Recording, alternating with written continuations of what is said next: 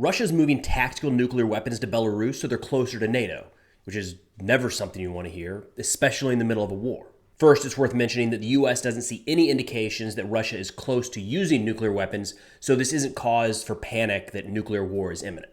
Moving tactical nuclear weapons to Belarus is something that Russia's floated for quite a while now.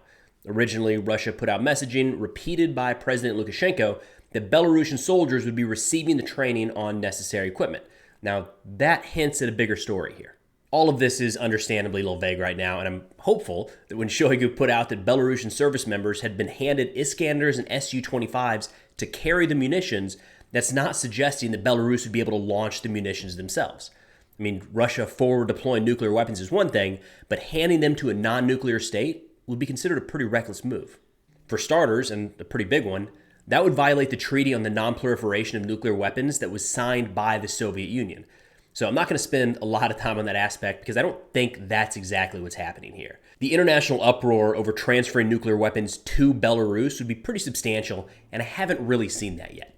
Now, according to Russia and Belarus, the transfer is already underway, which comes at a time when a bunch of S-400 missile defense systems were also spotted headed into Belarus. And it's not crazy to think that Russia is going to up their air defense capability around some of these new nuclear storage or launch sites. Of course, the US, NATO, and Ukraine are all pretty strongly against this, calling it a dangerous escalation or nuclear blackmail, which is a pretty standard response that you would expect from this type of action. But Russia has a different point of view. In a recent article in Sputnik, they argue that NATO has no right to complain here. Now, what they key in on is the fact that the US stores nuclear weapons all across Europe and has for quite a while. So Russia doing the same, from their perspective, isn't escalation, but an act of equity. They then point to an ongoing concern in Russia that NATO is interested in some sort of regime change in Belarus. And this nuclear deployment helps to show that Russia and the Collective Security Treaty Organization is serious about their defense. Personally, I disagree. Yes, it's true that the US has nuclear weapons forward deployed. That's not new. And I understand that's not going to be viewed in a positive light in Russia. But we can't ignore the backdrop of this happening during a hotly contested, ongoing war. And given the wider context, any movement of nuclear weapons is going to get a lot of attention and raise concerns about what that nation is doing. Russia could have moved nuclear weapons into Belarus at any time to counter NATO, but choosing to do so in the middle of the largest land war in Europe since World War II suggests that it's not just casually leveling things out. Secondly, the idea of placing nuclear weapons in a friendly country because you're worried about a NATO-backed coup or even invasion, as some pundits have gone on about, just seems like an awful idea. To me, that's where the blackmail piece of this comes into play, and it feels a little bit reckless. Belarus already falls under the security blanket of the CSTO, the same way that NATO members do. So imagine if the US looked at the security situation in Europe and just started setting up nuclear launch sites in Poland, Lithuania, Latvia, Finland, and anyone else who thinks they could be at risk of Russian aggression. Sounds pretty unhinged, huh? And I'm certainly not in support of that. I mean, against all odds, we've done a pretty good job over the last 70 years of keeping nuclear weapons from proliferating all across the globe. Now, I'm not saying that we have a perfect system in play, but there's no denying that this current system has at least kept us out of a global nuclear war, which is, a good thing. So hopefully, even with these forward deployed nuclear weapons, it is still Russia maintaining and operating them, which is the pretty big question lingering right now. But even if that's the case, this is a pretty significant step. Let's check in on two Russian personalities that tend to be rather outspoken against, Russia. But first, today is Memorial Day, where we remember those who gave the ultimate sacrifice to keep us free. So while this is an American holiday, I know most countries around the world have their own version of this every year. So no matter where you're from, I'd invite you to find some time today to reflect and think of your countrymen and women who laid down their lives on our behalf. Igor Girkin just put out a video where he said the danger of a coup inside of Russia is near. Now, this was a long rant recently about Yevgeny Prigozhin, the leader of the Wagner Group. In that video, Girkin mentioned how Wagner is purely mercenary and they have no portion in their contract that prohibits them from fighting against the Russian state. Girkin added that Prigozhin's criticism of the armed forces and the military leadership is tantamount to mutiny. If anyone else were to say these things, they'd be arrested. But for some reason, Prigozhin, as many of us have seen, continues to ridicule Shoigu and Gerasimov with no apparent consequences. Girkin's takeaway here is that there must be a powerful force behind or connected with Prigozhin to allow him this sort of leeway. He asks how else could someone so controversial continue to be in charge of a force of 80,000 soldiers? And according to Girkin, all of that leads him to the conclusion that a mutiny has begun against the Russian state, finishing by saying that all that is left is to fail to stop the coming offensive, and things may start to look very differently inside of Russia.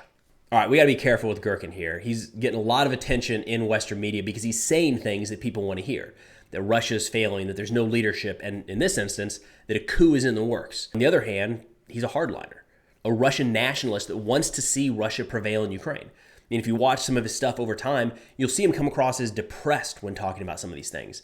He's not happy about the current state of affairs. He's angry and frustrated. But that doesn't mean everything he says is true. We do have to consider it for what it is, one man's opinion.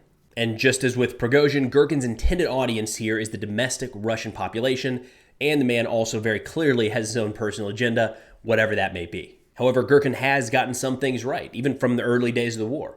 Back in March of 2022, just 1 month into the invasion, he said, quote, "Nowhere in any direction has strategic success been achieved, but only operational successes. Moreover, the enemy is relatively successful in mobilizing and beginning to counterattack. This, of course, Kneshakov, the Russian Ministry of Defense spokesperson, never mentions in his reports." He added, quote, "Unfortunately, I can state that my most pessimistic predictions that we will be drawn into a bloody push and pull, long, exhausting, and extremely dangerous war for the Russian Federation have been fully justified at the moment," end quote.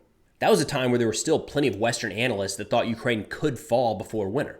I mean, here's a look at the map at that time. Things didn't exactly look good for Ukraine, but Girkin seemed to be pretty accurate in his assessments that very much contradicted what was coming out of Russia. I'll finish by saying while more and more people outside of Russia have been talking about a civil war or revolution happening there, I'm not sure the evidence points to that happening anytime soon. From the Belgorod incursions to this statement by Girkin, it shows some headaches for Putin, but that's probably it. There continues to be quite a bit of domestic support inside of Russia, not just for the war in Ukraine, but for their current leadership. That's just not the backdrop for any sort of major revolt. And lastly here, a U.S. senator might have just said the quiet part out loud. During a visit to Kyiv this past week, U.S. Senator Lindsey Graham gave a few speeches and met with Ukrainian President Zelensky. And during one of those sit-downs, the cameras were rolling as an interesting exchange took place. Free or die. Free or die. Now you are free. Yes. And we will be. And the Russians are dying. It's the best money we've ever spent. Now, to be fair here, the camera cuts to a second angle, so it gives me a little bit of caution that this could be clipped from multiple parts of different conversations, but I haven't really seen it disputed yet. Much of what we hear when it comes to supporting Ukraine is intertwined with freedom, justice, human rights, etc., all the feel-good stuff. But geopolitics is a cold game, and my personal belief is that every nation, at its core, always acts in its own self-interest.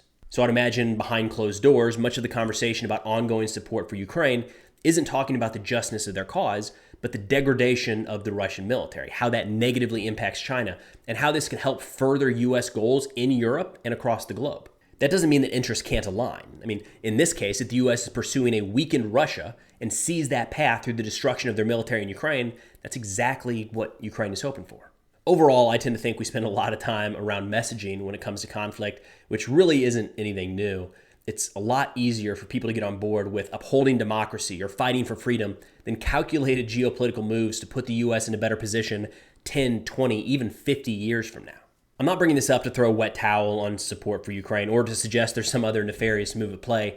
I mean, in this specific case, by weakening Russia on the battlefield, that does help to protect democracy and uphold freedom in Ukraine in the very near term.